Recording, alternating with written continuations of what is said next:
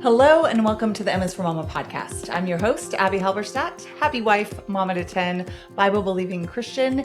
And on today's episode, I have a guest that you guys have been asking me for the longest time. RuthAnn Zimmerman is here today to talk about chores and childhood responsibilities. And I just love her no-nonsense, get right down to it, practical approach. And I know you guys will too. Before we dive into that conversation with her, I want to highlight our podcast sponsor, as always, Voetberg Music Academy, where you can have siblings learning together for as little as $30 a month in instruments like piano, ukulele, guitar, fiddle, and mandolin. You can use the code MSForMama20 for 20% off each month that you're enrolled. And you can even have your kids earn cash and ribbons for their accomplishments sent to their front door. Who does not love receiving gifts like that in the mail? And I know each kid that earns those prizes will be so excited to continue learning. And that's the best thing about Voetberg, is that your kids will want to continue practicing and learning more about their lessons. Don't forget to use the code MSForMama20 for 20% off each month that you're enrolled at VoetbergMusicAcademy.com.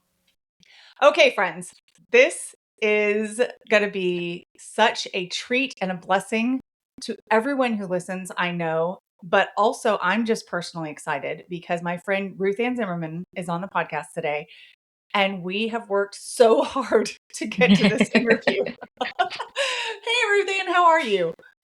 I am good. I am glad that you and I are both on the other side of the dental work that kept us postponing our podcast. And I think one thing that tells listeners about us is we are in the same stage of motherhood, the stage where your teeth start showing your age. My goodness. Yep. Yep. Your teeth start showing your age and how many children you've had. Like it's Yes. man, those pregnancies are really, really hard on your teeth.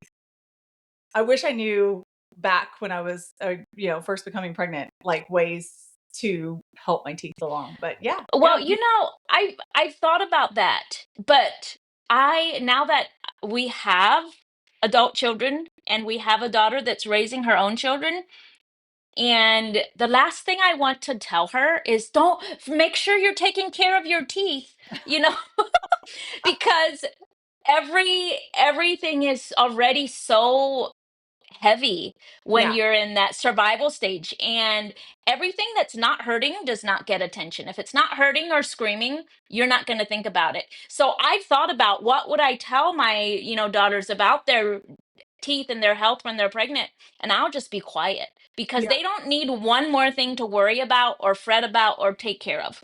yeah. That's really, really wise. I think if I learn something that's like so easy, like, hey, listen, when you're brushing your teeth at night, add some iodine in, or there's something Yes. like something that just could be a fail safe to be helpful. But you're right. Adding one more thing to the to-do list of a really busy, stressed out new mom is probably not the best idea for us older moms. Us older moms, Ruthann. Oh my goodness, that's who we are. It's so weird. Is that who we do still, or have you just like settled in like that's who I am? I'm a I toasty think mom. I think I've settled into what my identity as a grandma is, Yeah. and I'm embracing it 100%. Because I know that with an age span of like 16, I think my age span is 16 Mhm. years. I know that my legacy starts now as a grandma because my younger grandchildren may never remember me, right? Mm, By the yeah. time Harrison is having babies, I may not be here anymore. Or their memories may not stretch long enough because my younger children have never met my father. Mhm. So I know that the legacy that I'm going to leave as a grandma will have to come from my older grandchildren. That's a really good mindset. And I think even now, I find it interesting. Just the other day, my kids were talking about a particular event or thing that happened, and they were shared what they remembered about it. And it was completely different than A, what I remembered about it, and B, what I would have preferred that they remember about it.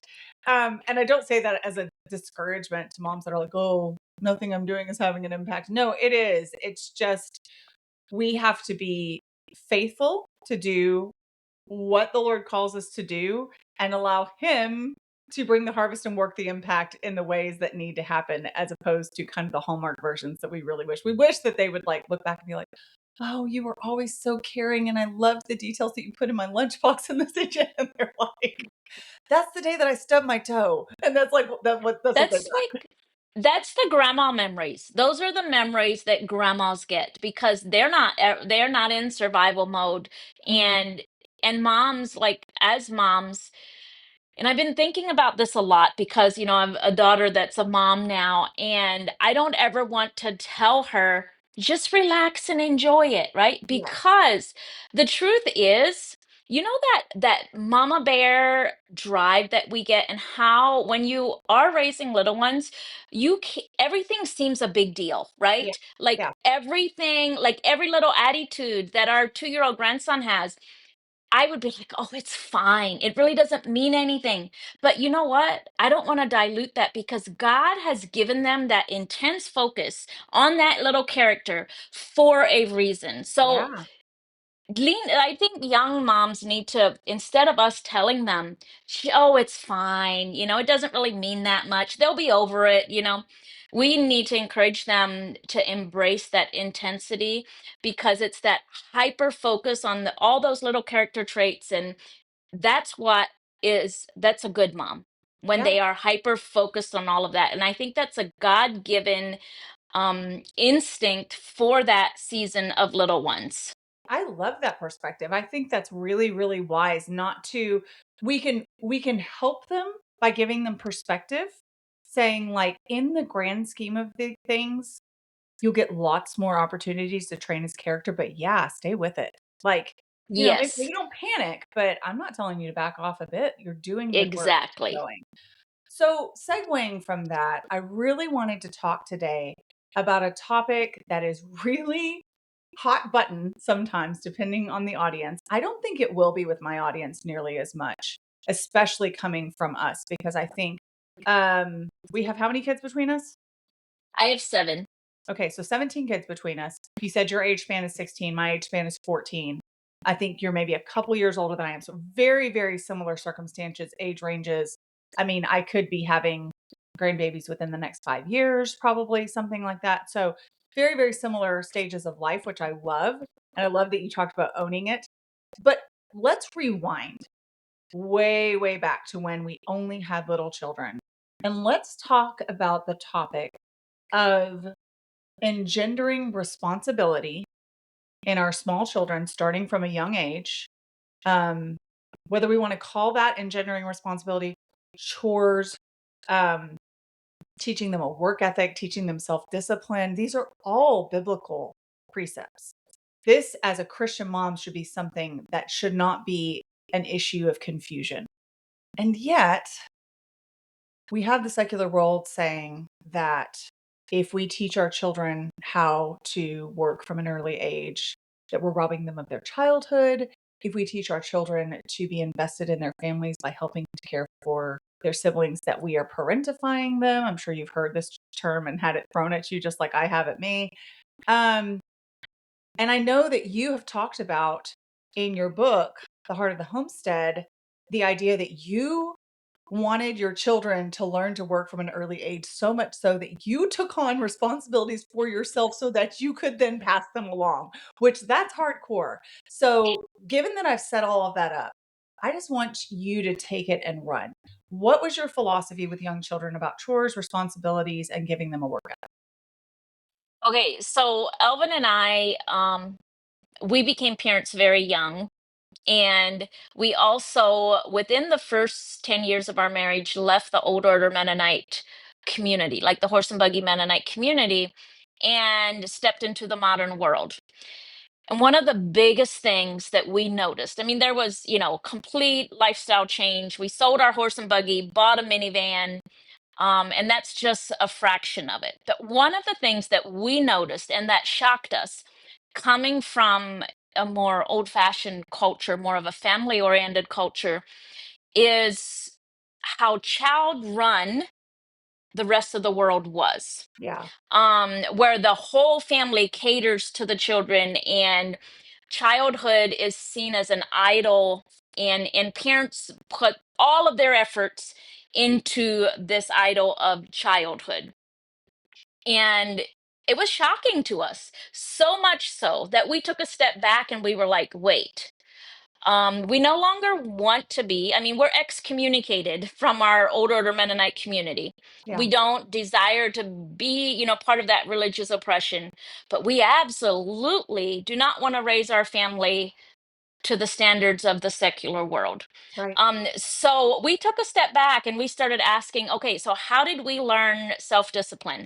Because that's one of the big things we saw is children just run amok and there was no self-discipline. They did whatever they wanted to.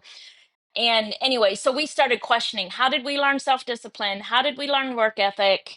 In within the Mennonite community. And Elvin grew up he was one of 13. He is one of 13 children, and they had a dairy farm, right? I'm middle of 9, and I grew up on a hog farm. So farrow to finish, which means, mama pigs, their babies, all the way to fat pigs. We had a family milk cow. We both had big gardens, and we both agreed that where we first remember feeling the sense of responsibility was when we had to get up and do chores before we rode our bicycles to the Mennonite school. Hmm. So that is kind of where we put our stake in. And we said, okay, if we want our 4 and 5 year old daughters to turn out to be great adults, they need chores. And so we bought a box full of baby chicks. And we didn't know if they were meat birds or laying birds or what they were. We were just after chicks so that our daughters have to take care of something before they take care of themselves. Right. And so that was our first. And a lot of people, we're known in the homesteading community as homesteaders. But if you peel back all those layers of our family milk cow, of the garden, all the canning, the preserving, peel back all those layers, at the very root of what you see us doing is work ethic and responsibility for our children. That is what we set out to create, is something for our children to do. And that's the reason, Abby, that's the whole reason we have 2 milk cows. We don't need 2 milk cows. We don't need 8 gallons of milk a day. Hmm. But I have 3 little boys, and they need a reason to get out of bed at 6 a.m. and get things done before they head off to school. And that Okay, is so why I'm we going to have two interrupt milk you. cows.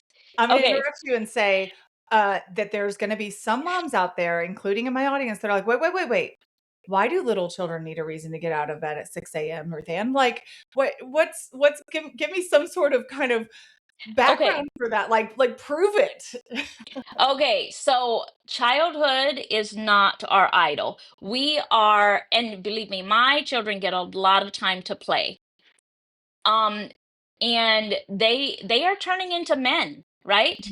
We Mm-hmm. cannot wait until they're 18 to set an Right. alarm and say, this is when you get up and this is how you be responsible. Yeah. We can't wait until they have a family to start developing those skills. They and my boy, we are early risers, right? 6 a.m. for us could be somebody else's 8 a.m. It Sure. doesn't matter what the time is. Right. But I'm an early riser. Most of the family are early risers. And could I do all the chores after they go off to school? I absolutely could. It would be more peaceful. I would enjoy it more, but that is not why we have milk cows and chickens and pigs. We And have them. yeah, no, go Okay, go ahead. ahead. We have those animals to develop work ethic and character and responsibility in our children. I love what you just touched on, where you said it would be more peaceful and easier. Now, there are a whole lot of moms that would disagree with the easier part because that's a lot of chores to do. You guys have Well, go ahead. okay, so here's the thing. We usually, and this touches on when to start giving children chores.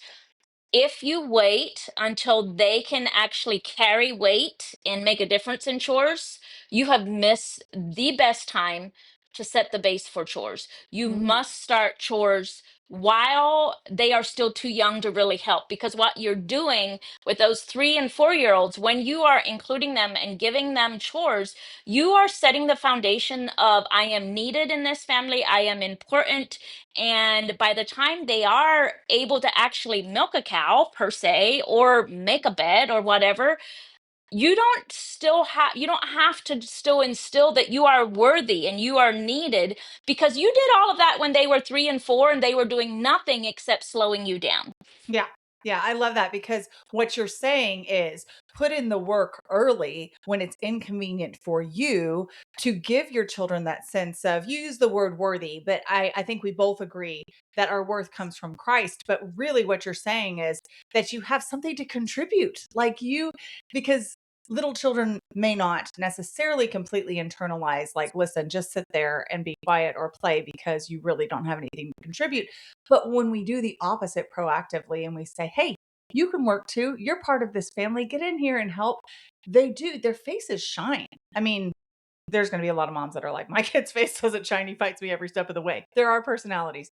But for the most part, kids love to be included and to be given that sense of pride and Yes. joy and purpose that comes from work. And we see that way back in the garden that God And gives. it does, if we think about our 2 and 3 year olds, even our 4 year olds, and you said, our worth comes from our identity in Christ. But I think if we're honest, the way a child grows to see their identity in Christ and their worthiness starts with the parent-child relationship. So if a Yeah, child understands that I am needed and I am worthy in this family, it's so much easier for them to grasp, just a couple short years later, let's say between 8 and 12, that I am worthy in the family of God. Like their first roots of worthiness come from within the home and within the relationships and yeah, within the chores that are happening. yeah. I love that. Um, and so as you're encouraging moms to look for ways to involve their kids at a very young age and even inconvenience themselves to find things, I know that there's going to be moms that come in and say to find things that include their kids when they're racking their brains, because maybe you found this to be true too. But I get messages constantly asking for lists of things that ages of children can do. Do you get this all the time? Yes, I actually, in my childhood chores ebook that I have on my website, I actually have lists written down for people, because I get that too. And people, and I don't blame parents. I'm not going to judge anybody saying people just don't know. But for too many generations, we've not been intentional. Yeah. So people just haven't seen it modeled. Like, what can toddlers do? What can 2 year olds do? What can 3 year olds do? And so I have a list on my website. I know that you probably have lists somewhere I too. do. Yep. But basically, I tell parents with toddlers in preschool age, you look at your day and you're like, what do we need to do today? And then you divide those chores up by what can they help with and what must I do while they are napping. Mm, And then everything that can get done with toddlers gets done with toddlers. And then when they are napping, that is when you do the things that you're going to either hustle through and you don't want their distraction, or if you need to do things, like in the garden and it's too muddy or whatever, to take the toddlers. So I always divided my things up. And now as a grandma, I'm constantly looking for ways to, oh, Winston could help me with this. I'll make this a project to do when he comes over. And it's just a little more diluted as a grandma because I'm not with him, day in and day out. right. But when my children were little, I would wake up and I'd be like, okay, they can help me make cookies and they can help me do laundry. But then when they go down for a nap, I'm going to can this chicken. Yeah. Yeah. What would you say to the mom who is listening to this and is like, oh, shoot, I've dropped the ball? She said I was supposed to do this by 2 and 3. I've got an 8-year-old that has no experience with chores. He's fighting me on everything. Where do I start now? Okay, so in my ebook, and I don't mean to keep bringing this up, but No, I but do having a lay it resource that they out. can go to, Okay, that's great. I do lay out what if I haven't started. And the thing is, you're working towards mastery. And I lay it out like, if you're gonna give your 3 year old a chore of helping with the laundry, you start your 8 year old in on the list for 2 and 3 year olds. And they're just gonna build a whole lot faster on that mastery. You Yeah. don't, you don't throw an 8 year old in and say, okay, you're gonna make dinner, right? Right. You start them where you would with the 2 and 3 year olds, like, hey, I need you to, start helping me peel potatoes and things like that. And then you build on mastery. The thing to remember is 8 year olds are going to push back. That it doesn't matter if you started at 2 or if you started at 10. They get to a certain developmental age and they're wanting to be independent thinkers, and they're just going to push back. It's just the nature of things. But there's a difference between talking back and being disrespectful and pushing back with ideas. We expect our children of that age to push back with ideas. And so one of the ways that we work with this is attitude. A bad attitude is never okay about chores. Yeah. And so okay, I'll just lay it out what we do with bad attitudes, because believe me, we have a lot of them and we work on them constantly. I even have bad attitudes sometimes, Oh, same. towards my children or towards chores. Yeah.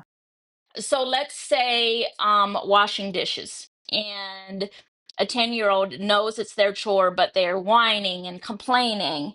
And so our antidote for that is, it sounds like you need more practice. I guess you'll wash breakfast dishes too. Yep. Because so the children that I'm working with mostly right now are boys, and they're all about sports. So a coach, if somebody can't make their baskets and basketball, what is the coach going to do? He's going to set you down and make you shoot over and over and over until you get it right.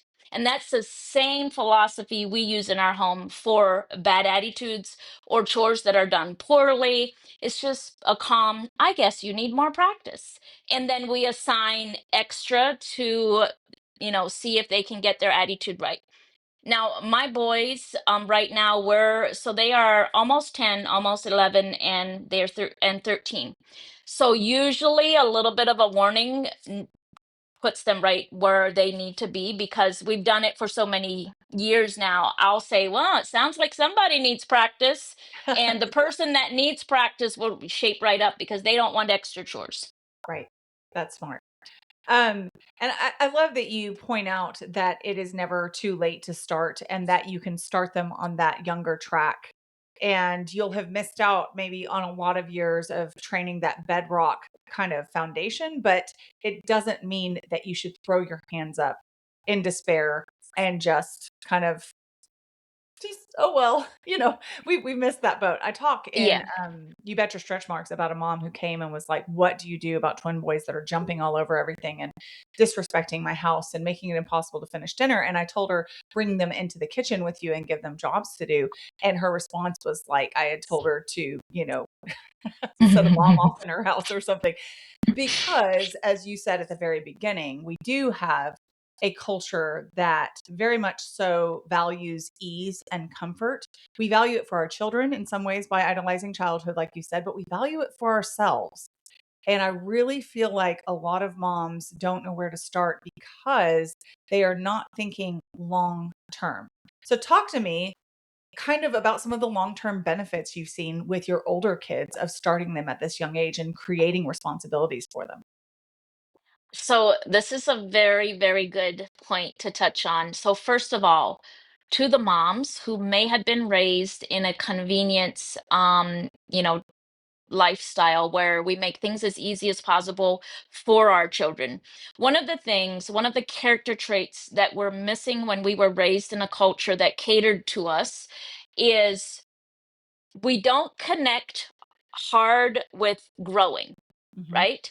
So, as a mom, if you're in that stage, I challenge you to embrace every time something feels hard to say, oh God, I must be growing Mhm. because something feels hard, right? Hard is not the Because same that thing as is, bad. It's a sign of growth. Yeah. yes, it's you're growing, right? If something feels hard, it's just because you're stretching. It's just like your muscles. And so we teach this to our children from a young age. Yes, milking a cow is hard, right? But if you stop every time your arm gets tired, you're never going to build that muscle that you need, right? And so a cow has a hormonal letdown just like mamas do. And the more milk you get out during that hormonal window of letdown, the faster you milk, the more milk you're going to get. Okay. from that. Okay, so it's important that our boys understand from a young age that you got to push through the pain. You got to Yeah. just keep milking, right? And so spiritually, that's us as adults. You have to be comfortable with the pain of growth. And so under when we understand that from a young age that pain, hard is not bad. Hard is actually I'm growing, and how that transfers to adult children is, I'm going to sound very self-righteous when I say this. But my children are adults now, so I can say how proud I am of them, right? I Sure. can say Absolutely. on the internet for the world to hear that I am so proud that our adult children, that I see them not shrinking back from God's will just because it looks hard or because the world tells them that's going to be way too hard. You shouldn't do that. And I don't ever want my children to be anywhere except in the center of God's will. And they need to know what hard feels like if they want to stay in the center of God's will. Anyway, did that answer your question? Absolutely, it answered my question. I think that what moms are hearing you say is that not growing weary of doing good, which a lot of times is hard, and the not growing weary part is always hard. We are weary. I'm working on a devotional, and I was talking about the idea of the difference between feeling weary and growing weary, because the Bible never tells us not to feel weary. Even Jesus felt weary and he needed rest. And a lot of times he still didn't get it because he would go across the lake to get away from people, and then they would chase him around the lake, and he didn't kick them out. He said, come to me, all you who are weary and heavy laden, and I will give you rest. And he didn't get his rest. That if that doesn't describe motherhood so much of the time, we have that example in Christ. So growing weary is throwing up your hands and saying it's not worth it. Feeling weary, there's no precedent for that. Our emotions have to be like um yippee-ki-yay and jumping up and down at the heart all the time. It's the pressing through. I really, really love the metaphor that you gave of you get more milk, you get more output, you get more giftings and more opportunities when you push through that initial hard. And so hearing that has laid a great foundation for your kids, I think will be really encouraging. It's not, you're boasting in the Lord, Ruthann. You're not saying like, Okay. look what I have wrought. You're saying, look what God's principles have wrought as I've been Yes. faithful to invest. Um, I think another point that I would love to you to touch on is, and I know that you mentioned your ebook, and we'll put that in our show notes as a resource. But I think there's going to be a lot of moms. Let me back up and say this. My mother is wonderful, and she is such an example to me and has been my greatest mentor and cheerleader and just spiritual guide as a mother myself. However, she quote unquote only had two children. We were 4 years apart. We were homeschooled, but we were both kind of academics. So we would get our school done very quickly, and we would go like play with our friends all day. Now it looked like making cookies and picking blackberries and soaping the trampoline. But there wasn't a ton of work in my early childhood. And I do think that the one thing that I would, if fault is the right word, fault my mother for is that she did too much for us, actually. Now I want to say that as an adult, I am a hardworking person. I have a strong work ethic, and I am, quote, productive, and I get my stuff done and I meet my deadlines. So it didn't ruin me for life, but I have definitely found, especially as a very young mom, first getting married and having kids, that I had to learn a lot of things that I wish I already had in my tool belt. I had to learn time management in areas of household management, whereas I'd had it in areas of schooling. I had the time management, but I'd only had to apply it in certain pockets of my life, if that makes sense. And Hmm. it wasn't that I never did chores. I'm making it sound like I was completely lazy. I just think I could have handled more. I actually wish I'd been pushed more, because I think it would have set me up a little better starting out as an adult, getting married at 22. So that is with a mom who did laundry and vacuuming and made food for me and things like that. I think some moms are hearing you talk about your reality, and you've probably heard this to be true in your DMs, and they're like, wait, how does that relate to mine? Because I don't homestead. I don't do hard labor. Is there still worth in just teaching my kids to pick up their socks and clean out the car and things like that. Like, do you feel like it has to be hard work, or do you feel like the average kind of American family that doesn't homestead can still benefit from all of these principles? Okay, so in short, yes. And here's what I want mothers to know. You're going to work yourself out of a job. You're going Mm, to teach them how to make meals, how to do laundry, how to clean every part of the house. And because in my experience, a child needs, and each child is different, right? But a child needs just enough chores so that their free time feels like a reward. mm, that's a good And perspective. each child is a little different. And then there's children that need hard physical labor to feel like they are fulfilled, or to get all of their testosterone burned up. um but there's other children that could bake cookies and be content. So mothers, you need to work yourself out of a job. And this is not child labor. This is two things: keeping your children learning skills, keeping them engaged in the home, and helping them be productive, and teaching them self discipline. Yeah. And don't worry, you're going to get all the work back, because here's what happens. So you start when they're 2 or 3, and you're just teaching them laundry, everything. And you get to be where I am, and I can write whole books Yeah. because my house runs without me. But here's what happens.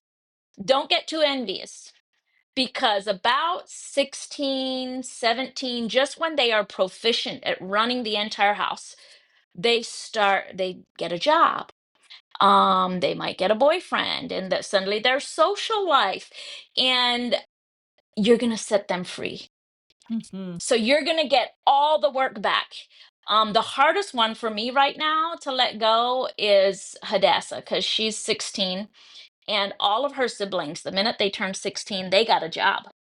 And I have not pushed her at all, because she is my right-hand girl Hmm. around here. And I have a couple more books I want to write. Believe me, if she says, "Mom, will you take me to apply for this job?" I will absolutely say yes. She hasn't asked. I'm not pushing. Um, but what needs to happen is she is going to start leaving the nest more and more. And guess what? The next child in line is going to step up, and he will take more responsibility. It's just, I like my girls in the house so much better than the boys. Well, and I think that anybody that has boys, maybe the girl moms gasped, but people that have boys know why that is. It's Well, not because listen, I've got a photo shoot coming up for my cookbook, and I'm just like, if my kitchen cabinets, which were put into our farmhouse probably in the early 70s, if they can withstand one more month of my boys doing dishes, you I'm going to be so surprised. I mean, this kitchen has taken a beating yeah, since the boys are old enough to work in the kitchen. It's just a different when you have boys in the kitchen versus 100%. In fact, we hosted a tea party in our house the other day for a group that I call Grace Girls, of homeschool girls that come over once a month to, it's not just my house, it's other people's houses too, but we host a tea party once a year. It's an annual thing. And I was gathering all of our like coffee mugs and teacups, and I have a pretty good collection from thrift stores and sales at Anthropology, just cute little designs, and I couldn't find more than 14. And I know that sounds like a lot. I don't have 14 in my cupboard at one time, but like I had a little collection of thrift store teacups. I went in the drawer and found those. There were like 4 left. And then I found this and I found that. And I needed like 25. And I've always had that, you know. And I'm like, these boys that do dishes have absolutely trashed my mug and teacup collection because I they're have. so hard on them. And they're not detail oriented when it comes to the kitchen, and we have to laugh so we don't cry. But this is a Yeah. real life thing that has happened multiple times.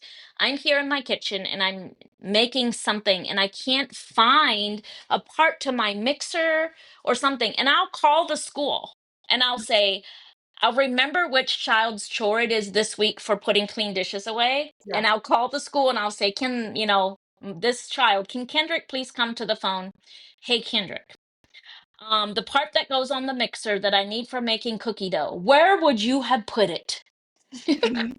Hmm. And I've always been able to solve those problems. I think it's happened 2 times this year where I've had to call, because he's just throwing things in cupboards and closing doors. Yep. And so, one of the questions that I get from moms sometimes when I talk about things like this is, wait, so you're not being strict in saying, wait, this has to go here and this has to go here. The truth is, I do tell them. And there is some children that will remember and put it there. And there is other children, it doesn't matter. And at that point, like to them, it doesn't matter. Mom will call me back and tell me if it's not in Yep. the right place.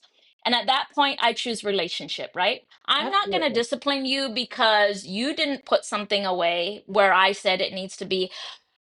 That's just way too much pressure for me, for my family. And there may be parents with only two children that can expect perfection, but in my family, I get to a point where I'm like, you know what, I'm going to choose relationship over the mixer parts always being put in the exact right place. Well, and I think what you're modeling there for moms, because maybe that's more your personality. I think it's mine too. There are people that would die on that hill. I have a friend that would absolutely die on that hill. And there may probably be some more relational sparks there, but it's discovering your capacity and discovering your kids' capacity and paying attention to the individual personality because like you say, it is not fair. It is absolutely fair to have standards. It is absolutely fair to teach technique and to show your expectations and to say, this is where we should be aiming for. Do everything with excellence to the glory of God. 1 Corinthians 10:31, that's our goal, right? That would include putting away the mixer part in the right drawer, ideally. However, it's not fair to assume that the way that God has made our brains to work will automatically transfer just because this is my child that grew up in my home. And then to get upset when that is a weakness of theirs. Yeah, we keep working on it, but to be like snapping your fingers and saying like, I get this right, so you should be able to is yeah, it ruins relationship and it's It not. does. And I love that. And I remind myself of this that I cannot expect my 16-year-old daughter's brain to work like mine does. And also, like, one of the things I try to focus on a lot is, okay, so something that's very important to me is that the kitchen is clean. Like, I can't have anything in the drain trap or, food left or a few dirty dishes. It's very important to me. So I often call my children back and say, hey, you got to take care of this, right? And I understand it's gross, right? But that is my important, right? As long as they are having a good attitude when I call them back, and they'll often say, "Oh, I'm sorry, I was thinking something else and I just left." As long as are having a good attitude when I call them back to redo things, I'm okay with that. Um, and then I try to think of things that are important to them, like their schoolwork and how much effort they're putting into their schoolwork and how, concerned they are. So they do have the ability to pay attention to detail. And we're all like this when it's something that's important to Yeah. us. And so I try to give grace there where, number one, if I call them back and ask them to redo it, that they have a good and repentant attitude. And number two, are they able to put their whole self into something that's important to them? And if those two things happen, then it's a no, it's no contest. It's just, we just move on. So good. And we just had this discussion with one of our older children today who typically does a good job of doing his job, of doing his responsibility. And you were talking about which child was doing the dishes that week. We actually have an extremely simple system where the same two children have been alternating wiping down surfaces and doing dishes in the kitchen as their jobs for, I don't know, 5 or 6 years. Like that is their thing. And I then actually really love that system. it's you know what? And it's a little bit of a, I mean, selfish is not the right word, but it's just a convenient thing for me, but it's convenient for them too. They don't have to look at a chart or wonder what week it's on in the Absolutely. rotation. And so I try to do that. And that one's just really straightforward because it's kitchen. They know their area, they know their jobs.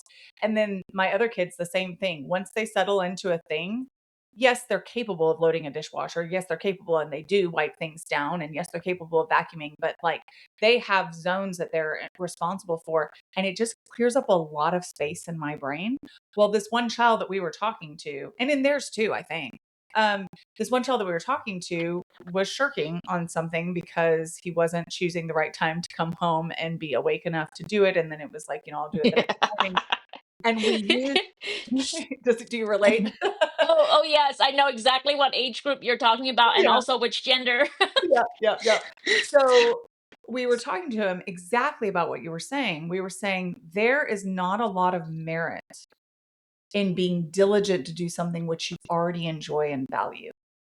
We're talking about the fact that the Bible talks about not only do everything to the glory of God, but also this idea that like what credit is it to you if you love your friends and treat them well? Non-believers love their friends and treat Mhm. them well. They treat people well who treat them well back. It's when you love your enemies. Well, that same Yeah. concept extrapolates into work. There's not a whole lot of merit to working out when you already love to exercise. Yes, it's a good thing that you do it. There's not a, zero benefit, but But it's there's no growth. There's no growth if you're only embracing those things that you are passionate about and that come easy to you. yeah. Yeah, so we had this conversation literally this morning and it's like remember, there you're looking at adulthood, like complete adulthood, where you're responsible for your house. If you get married, you're responsible for providing for your family. This is a male. You're responsible for being a good dad. If the Lord gives you children, you're responsible for being a good neighbor. And none of those things come naturally to us. We are responsible in our minds for taking care of our own needs and increasing our own pleasure. Like the Bible makes it clear that we are good at taking care of ourselves first. But it tells us So to look this more is inward. this falls, we've had similar conversations with the same age group where I had to remind them, remember, the way you treat your siblings, Mm, when you are not feeling like being around them, this will eventually be exactly what kind of dad and husband or wife and mother that you are. So it's a good idea for you to practice now being kind and being gentle, even when you don't feel like it, or even when there's nothing in it for you. yes. Yes, that is exactly what you were saying. Thankfully, because we've laid a lot of foundations leading up to this, instead of being like, "Well, I just don't wanna," he was like, "You're right. Like, I wanna be a good husband. I wanna be a good So employee." there again, that's that repentive when you're called out. And I've had this conversation with our children too, is the skill most almost everybody, and you see this a lot in the Christian world even, is people aren't comfortable with conviction, right? So Mhm. what happens when people are convicted from the Lord, but there's an actual person that carried the conviction? So, somebody's lifestyle or even somebody's words.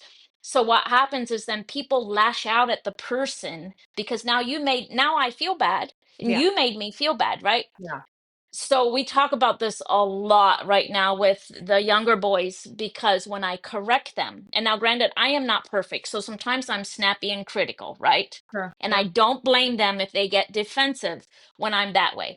yeah, But what I'm trying to teach them is when you get corrected, it is your responsibility to get into a growth mindset and see what we're trying to teach you, because that is what conviction of the Lord works like. If you feel bad, like if I'm making you feel bad, then that's not me. I'm just calling you out on a boundary we had set and you cross. So if you feel bad, that's from God, not from yeah, me. I am simply your parent.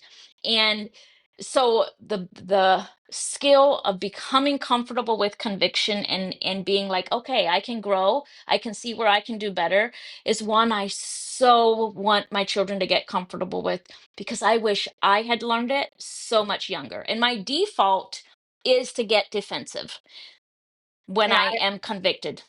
I don't think you're alone in that at all. Ruth Ann, this has been such a productive and helpful conversation and so practical. Thank you so much for sharing your wisdom and being willing to be just open about the way that you guys have approached these things with your family. I am definitely going to have my son Ezra, who edits these podcasts, link to all of your resources. So tell everybody where they can find you, where they can find more information on your philosophies, your books, all the things. So my website is RuthAnnZim.com. My book is on there. My ebook is on there. And then everything else, like we do a weekly YouTube video. So if you want to follow along with our family, that's where you'll find us. And if you type Ruth Ann Zim into the YouTube search bar, our channel will come up. Awesome. Perfect. Well, we are going to keep this conversation rolling next week with Ruth Ann, and we're going to talk about older kids, because both of us have multiple older kids. We love and like our older kids. And we know that this also is a topic that really can divide people. And it's one that a lot of young moms have fear about. So be sure to check back in for that episode. If you enjoy the MS for Mama podcast, I would be so honored if you would subscribe and follow along, maybe share with friends, or even leave a review. And if you want more content on motherhood and biblical responses to cultural issues, be sure to follow along on Instagram at m.is.for.mama.